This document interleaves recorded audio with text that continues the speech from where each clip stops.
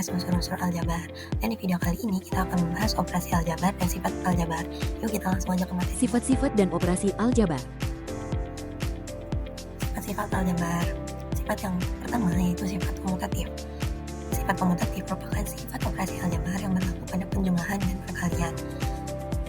Sifat komutatif atau yang biasa kita kenal yaitu pertukaran.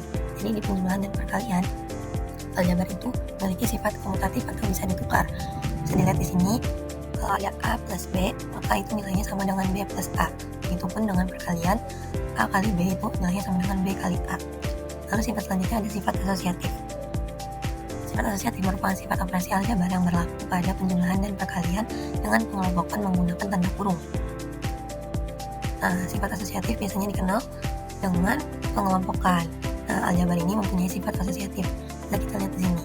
Jika dalam kurung A plus B ditambah C, maka itu nilainya sama dengan A ditambah B, A ditambah dalam kurung B plus C. Karena aljabar memiliki sifat asosiatif. Begitupun juga dengan perkalian. Jika dalam kurung A kali B kali C sama dengan nilainya dengan A dikali dalam kurung B dikali C. Sifat yang ketiga adalah sifat distributif. Sifat distributif adalah sifat operasi aljabar yang mengandung operasi perkalian menjadi penjumlahan atau pengurangan. Dapat kita lihat di sini, rumusnya yaitu A dikali B dalam kurung B ditambah C itu nilainya sama atau sama dengan dalam kurung A dikali B tutup kurung ditambah dalam kurung A dikali C tutup kurung, dan A dikali B dalam kurung B kurangi C itu sama dengan dalam kurung A dikali B tutup kurung dikurangi dalam kurung A dikali C. Jadi koefisien A di sini didistribusikan ke dalam tanda kurung yang berisi penjumlahan B plus C atau pengurangan B dikurangi C. Dan kita menyebutnya A dikali dalam kurung B plus C tutup kurung dan juga A dikali B dikurangi C dalam kurung B dikurangi C tutup kurung itu sebagai bentuk faktor. Sedangkan setelah koefisien A didistribusikan ke dalam tanda kurung tadi, itu kita sebut dengan bentuk jabaran dari faktor sebelumnya. Jadi di sini misalnya dalam kurung A dikali B tutup kurung ditambah dalam kurung A dikali C tutup kurung itu adalah bentuk jabaran. Atau bisa kita sederhanakan di A dikali B ditambah A dikali C. Nah, itu adalah bentuk jabaran dari bentuk faktor A dikali dalam kurung B ditambah C. Pembahasan selanjutnya itu operasi aljabar, penjumlahan dan pengurangan. Penjumlahan dan pengurangan bentuk aljabar pada dasarnya caranya itu dengan mengelompokkan suku-suku sejenis lalu menggabungkan koefisiennya, atau kita mengoperasikannya itu lihat koefisiennya. Sini ada contoh 3C ditambah 2B ditambah 2C dikurangi 4B. Nah, yang pertama kita kelompokkan dulu sesuai suku sejenis, yaitu 3C dengan 2C, lalu 2B dengan 4B. Lalu kita gabungkan koefisiennya atau kita operasikan melalui koefisiennya. 3C ditambah 2C, jadi 3 ditambah 2 itu 5, lalu kita tambah variabelnya yaitu C. Di sini ada 2B dikurangi 4B, 2 dikurangi 4 yaitu min 2, lalu kita tambah variabelnya yaitu variabel B. Nah, secara tidak langsung pada proses di atas, kita itu telah menggunakan sifat asosiatif aljabar, yaitu sifat pengelompokan. Selanjutnya ada perkalian aljabar dalam bentuk aljabar. Nah, pertama kita mulai dari yang paling dasar dulu. Di sini ada A plus A plus A itu sama dengan 3 dikali A, atau secara singkat ditulis 3A. Kalau kita punya A ditambah A ditambah A, itu artinya A dijumlah sebanyak 3 kali. Nah, dalam aljabar, penjumlahan berulang bisa kita ubah jadi perkalian dan menghasilkan 3A. Selanjutnya, A dikali 5 sama dengan 5A. Kalau A dikali 5, kita tulis jadi 5A. Dan ingat, kalau angka atau koefisien selalu ditulis di depan huruf atau di depan variabel. Lalu yang ketiga ada B dikali 3 dikali A sama dengan 3 kali A kali B. Kalau ada beberapa yang dikali, kita kalikan dulu angkanya, lalu hurufnya kita tulis secara bersamaan. Jadi kalau misalnya variabelnya ada 2, kita bisa tulis mereka secara bersamaan seperti ini, A kali B. Dan jangan lupa kalau koefisien itu letaknya di depan variabel. Terus selanjutnya ada 2P dikali 3Q itu sama dengan 6PQ. Nah, kalau bentuknya sudah berupa angka dan huruf, kita aturannya angkanya dikali lalu hurufnya juga dikali. Jadi 2 dikali 3 yaitu 6, lalu P dikali Q jadi PQ. Lalu kita tulis, jadi sama dengan 6PQ.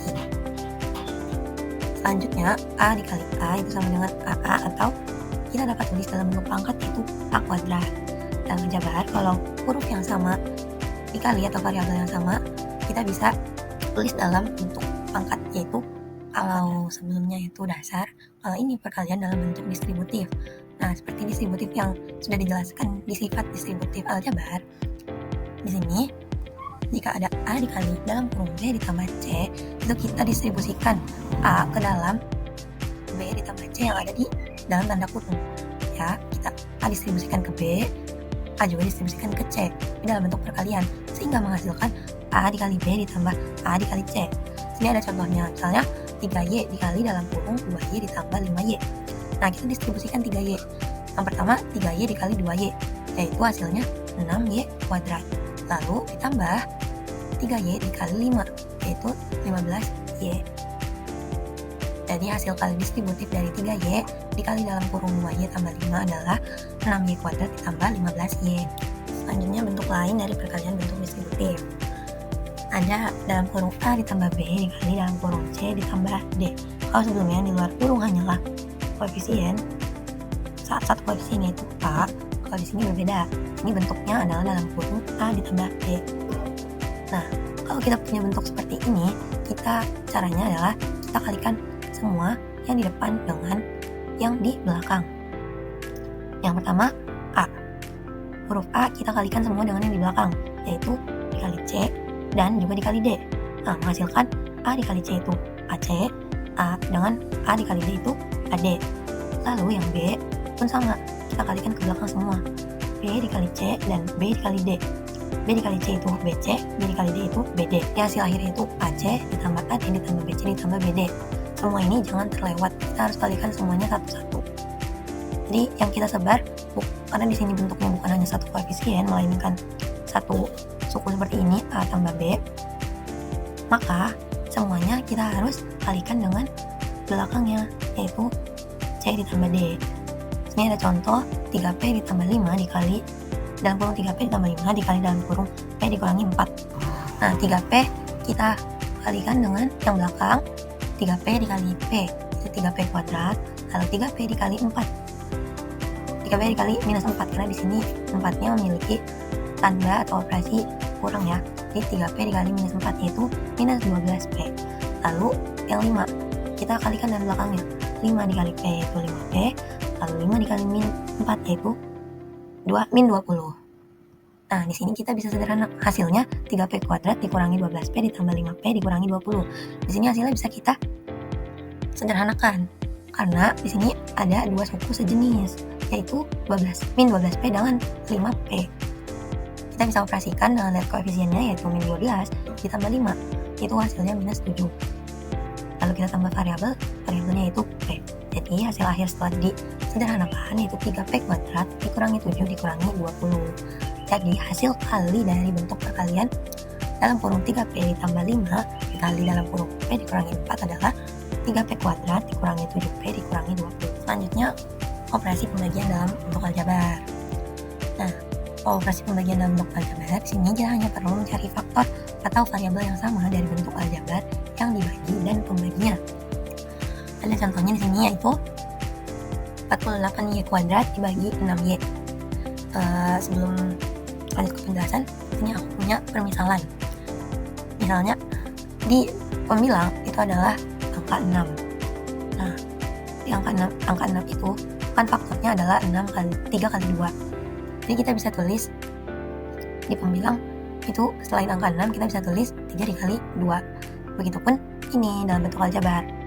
48Y kuadrat itu sama dengan 6Y dikali 8Y.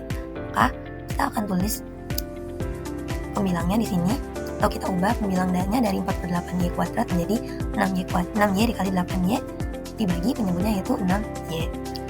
Jika pembilangnya itu memiliki operasi perkalian, maka kita bisa membaginya langsung atau per suku kepada penyebutnya. Jadi di sini 6Y kita bagi dengan 6Y, itu hasilnya 1. Nah, lalu sisa 8Y, jadi 1 dikali 8Y, hasilnya 8Y. Jadi hasil pembagian dari 48Y kuadrat dibagi 6Y itu adalah 8Y. Contoh nomor 2, 6Y ditambah 8 dibagi 2. Jika pembilangnya itu memiliki operasi kali, maka kita bisa membagi hanya satu suku ke penyebutnya. Tapi di sini operasi pembilangnya itu memiliki operasi penjumlahan, maka kita harus, jika kita ingin membagi dengan penyebutnya, kita harus menyertakan kedua sukunya.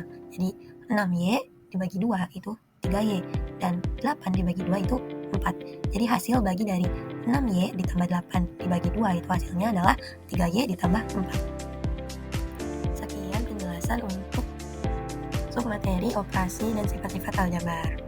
Terima kasih telah menonton.